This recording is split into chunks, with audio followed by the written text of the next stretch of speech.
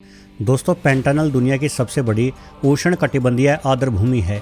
यदि आप नहीं जानते तो आपको संक्षेप में बता दूं कि उष्णकटिबंधीय भूमि भूमध्य रेखा के इर्द गिर्द के क्षेत्र अर्थात पृथ्वी के मध्य भाग को कहा जाता है। क्योंकि सूर्य की किरणें साल भर इस क्षेत्र पर सीधी पड़ती हैं, इसलिए उष्णकटिबंधीय भूमि को पृथ्वी का सबसे गर्म क्षेत्र भी कहा जा सकता है। एवं पैंटानल भी अपनी गर्म जलवायु के साथ साथ अत्यधिक नमी हेतु पहचाना जाता है। ये इलाका मुख्य रूप से ब्राज़ील में स्थित है। साथ ही इसके कुछ भाग बोलिविया और पैराग्वे तक फैले हुए हैं। भारी वर्षा वाला अमेज़न का वर्षावन पैंटानल का ही हिस्सा है और ये पूरा ही भूभाग समृद्ध जैव विविधता से आबाद है, जहाँ का राजा निश्चित ही जैगवार को माना जाता है। दिखने में जैगवार काफ़ी हद तक तेंदुआ जैसा लग सकता है, किंतु ये तेंदुओं की तुलना में अधिक बलिष्ठ, भारी और गठीले होते हैं। जैगवार का सर एवं जबड़ा बड़ा और चौकोर होता है, जबकि तेंदुए का सर गोल तथा छोटा होता है। एक बड़ा अंतर इन दोनों जानवरों के धब्बों में होता है। तेंदुए और जैगवार दोनों ही के धब्बे फैले हुए और पंखुड़ी नुमा होते हैं, किंतु जैगवार के पंखुड़ी नुमा धब्बों के मध्य में एक या अधिक छोटे गोल धब्बे भी बने होते हैं, जबकि तेंदुओं के पंखुड़ी नुमा धब्बे भीतर से खाली दिखाई पड़ते हैं। वैसे पैंटानल के इस राजा यानी जैगवार और तेंदुए में सबसे प्रमुख अंतर इन दोनों ही जीवों के स्वभाव का होता है। तेंदुए अधिक चालाक और स्थिति के अनुसार ढलने वाले शिकारी हैं और अगर जंगल से उनका गुजारा नहीं हो रहा तो वो इंसानी बस्तियों के करीब आ सकते हैं एवं मौका मिलने पर इंसानों विशेष करके छोटे बच्चों पर हमला कर देते हैं। परंतु ताकतवर होने के बावजूद जैगवार आमतौर पर मनुष्यों से दूर ही रहते हैं। ये किसी भी प्रकार की इंसानी मुठभेड़ से हर हाल में बचने की कोशिश करते हैं। यही वजह है कि जैगवार द्वारा इंसानों पर हमलों की घटना ना के ही बराबर रहती है, लेकिन कभी कभार अनहोने वाक़या भी होते रहते हैं।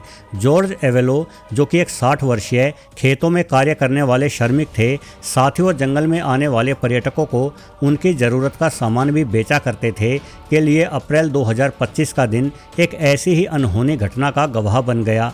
उस सुबह दूर तक सन्नाटा फैला हुआ था, लेकिन तभी जैगवार की तेज दहाड़ और जॉर्ज की चीखों ने सन्नाटे को चीर कर रख दिया। लेकिन उसके बाद जल्द ही एक बार फिर से सब शांत हो गया, क्योंकि जैगवार के खौफनाक हमले के कारण जॉर्ज का शरीर निष्प्राण हो चुका था। ये पूरा मामला क्या था, चलिए वीडियो आगे बढ़ाते हुए विस्तार से जानते हैं।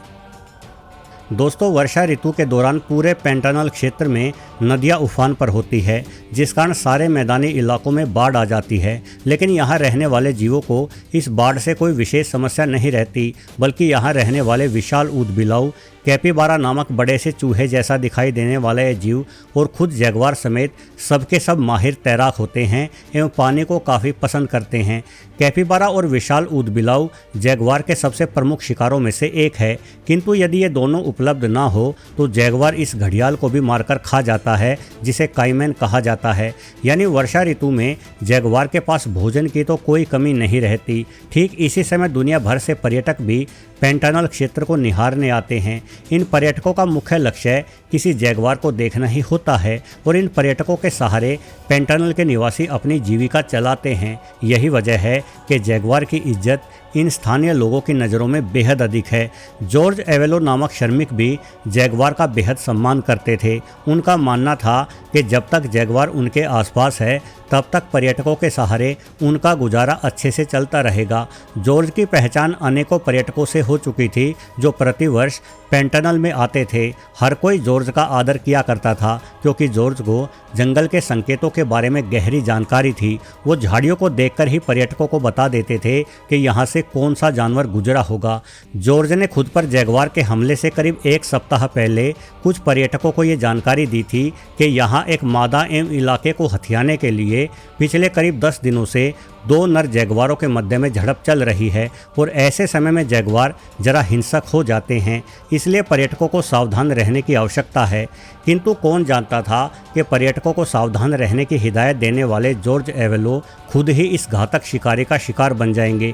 वो सोमवार का दिन था और तारीख थी 21 अप्रैल वर्ष 2025।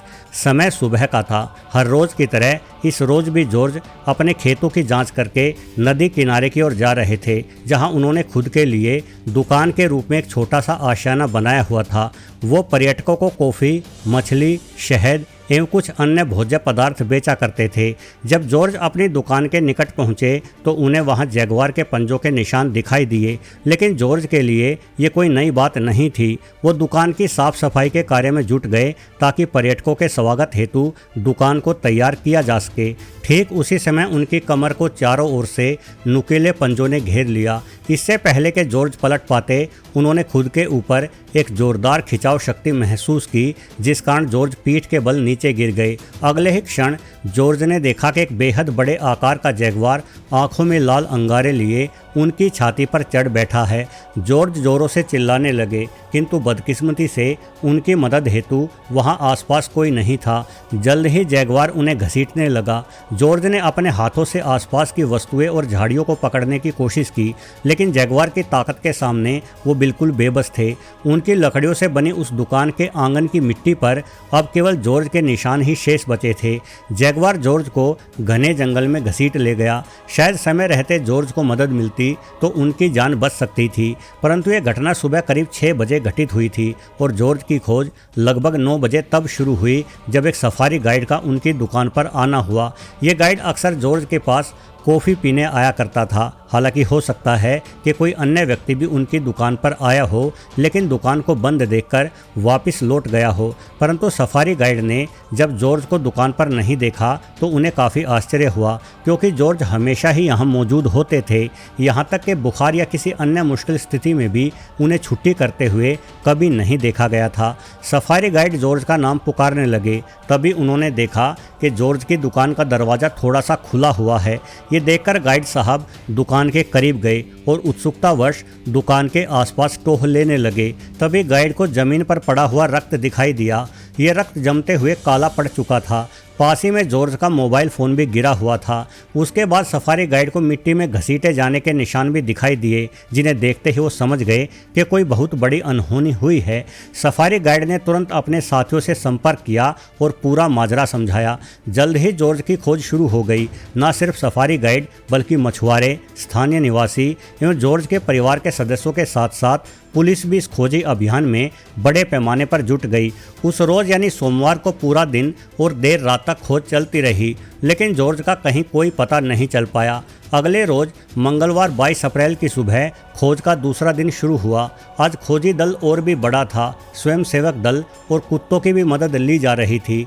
ऊपर आसमान से निगाह रखने के लिए हेलीकॉप्टरों का भी इस्तेमाल किया गया और लगभग सुबह 10 बजे खोजी समूह को वन क्षेत्र में जमीन पर बैठा हुआ गिद्धों का एक समूह दिखाई दिया। गिद्ध शवों को ढूंढने के मामले में हमारे यानी इंसानों की तुलना में बेहद तेज होते हैं। हालांकि ये जरूरी नहीं है कि वो शव किसी इंसान का ही हो, किंतु फिर भी खोजी समूह तेजी से उस ओर बढ़ा और गिद्धों को उड़ाया गया तथा उसके बाद हर कोई ये देखकर सदमे में था कि जिस शव को गिद्ध नोच रहे थे वो शव जॉर्ज का ही था। शव का एक बड़ा हिस्सा खा लिया गया था, किंतु चेहरा अभी भी पहचानने योग्य था। शव पर गहरे दांतों एवं नुकीले पंजों के निशान ये चीख चीख कर गवाही दे रहे थे कि ये काम किसी जैगुआर का ही है। एक इंसान पर जैगुआर का हमला बेहद दुर्लभ घटना है, पर जॉर्ज अब इस हमले का शिकार होकर अपनी जान गंवा बैठे थे। घटना के कारणों को समझने की कोशिश की गई तो वही अनुमान लगाया गया जो अनुमान जॉर्ज एवलो का जैगुआरों के बारे में था। जैसा कि मैंने पहले ही बताया कि इस घटना के करीब 10 दिन पहले ही खुद जॉर्ज ने पर्यटकों से कहा था कि यहाँ 2 नर जैगुआरों का इलाके और मादा को लेकर लगातार संघर्ष चल रहा है। जानकारों का मानना था कि उसी संघर्ष से घुसेल हुए एक जैगुआर ने जॉर्ज को अपना निशाना बनाया था। खैर, इस घटना के बाद इलाके के लिए लड़ने वाले उन दोनों ही जैगुआरों की धरपकड़ की गई, जो कि करीब 100 किलोग्राम भारी बेहद बड़े आकार के नर थे। पकड़ने के बाद उन दोनों ही को वन्यजीव पुनर्वास केंद्र में भेज दिया गया। विशेषज्ञ बताते हैं कि संभोग अवधि के दौरान नर जैगुआर बेहद आक्रामक हो जाते हैं और मादाओं को हथियाने के लिए लड़ाइयाँ करते हैं। इस तरह की लड़ाइयों को हार जाने वाला नर अक्सर गुस्से में भर जाता है और अपने आसपास मौजूद किसी भी जिंदा इकाई पर हमला करने की कोशिश करता है। शायद यह हार्मोनल उन्माद ही जॉर्ज पर हमले के लिए जिम्मेदार था, लेकिन वास्तव में सिकुड़ते जंगल और जंगलों में बढ़ती मानवीय गतिविधियां भी इस तरह की घटनाओं के पीछे का असल कारण होती है। भले ही जॉर्ज एवेलो और उनका सारा परिवार इस पूरे मामले में पीड़ित रहे, लेकिन हम जैगवार को खलनायक नहीं कह सकते। इन बड़ी बिल्लियों को माँ प्रकृति ने निर्मित ही शिकार करने के लिए किया है और उस रोज़ उस जैगवार ने वही किया जो ये जानवर पीढ़ियों से करते आ रहे हैं। वीडियो देखने के लिए आपका बहुत बहुत धन्यवाद।